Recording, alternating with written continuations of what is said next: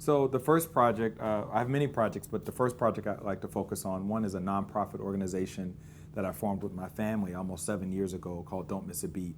And Don't Miss a Beat is basically a family nonprofit, and what we do is we focus on underprivileged children in the Jacksonville, Florida area, and we teach the arts to them. So we operate in two facets, music and art summer camp that happens every summer where we educate over 100 kids in a 6 to 8 week period of time, and we teach them dance, music, art, drama, and by the end of the camp they put on their own musical.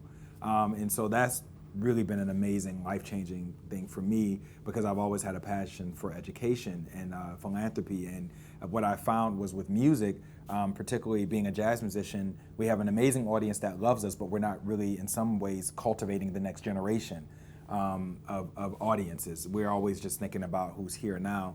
So that's really what Don't Miss a Beat. It's a bit selfish for me because I really feel like a lot of kids, especially in underprivileged communities, they're underexposed and they're not even given the opportunity to know what's out there beyond their neighborhood. So that's what Don't Miss a Beat is. And then we also have an after-school program where they come, they get mentorship. You know, we feed them as well. We also work with their parents. We figure out whatever major needs are. So it's very, very community-based. So I say we have a community arts center. So yeah, so it's really cool. That's actually where I was before I boarded the cruise. We had some strategic planning, and I'm artistic director for that. So I have kind of a different hat. So I have my administrative side where I'm, you know, at business meetings and town hall meetings and all that stuff, making sure and advocating for these kids and giving them a great or a better life. And then I have the other side where I'm a jazz musician playing in clubs and, you know, enjoying the other facet of that. Okay. So. The reward I'm finding is that it makes me very grateful and very thankful for the life that I have. I feel like I was very fortunate to have a family that they understood what options I could have as a musician. So they gave me the best of formal training. They put me around, you know, amazing people. They took me to great concerts. I went to School of the Arts, which, you know, took me, I went overseas by the time I was 16, 17 years old.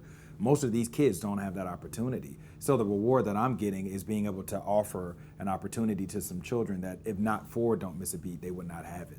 So that for me is sort of, I think the greatest reward, because I grew up, you know, being in the church, you grew up understanding that your life is not your own. And so, yeah, you could have some cool things that you benefit from, but you need to make sure you're giving back. So I think that's the greatest reward, is making sure I'm every day I'm making the time to give back to someone or to a cause that's greater than me, you know. And hopefully we leave a legacy, you know. So.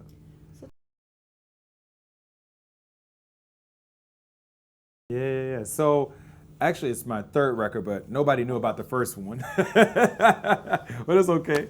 I released my first one fresh out of Juilliard, so I was still trying to figure stuff out. But I released back in February my third record, Onward and Upward, and it did really well, and I was really excited about that. It was under a very small independent jazz label, D Clef Records, owned by Mike Dees.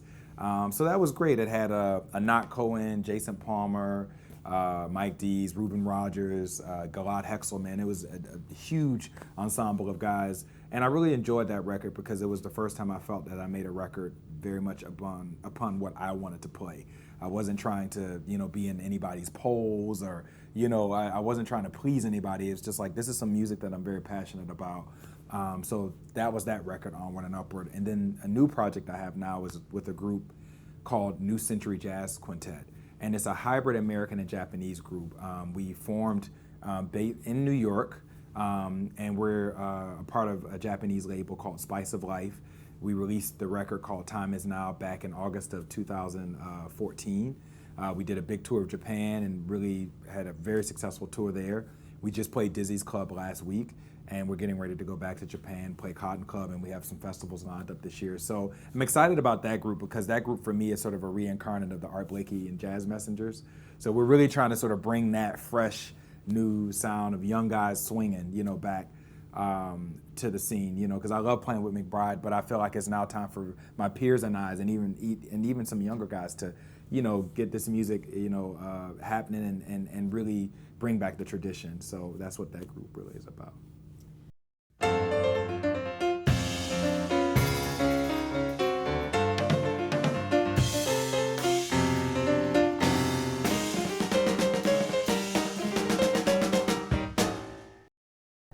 Oh, sorry. Okay.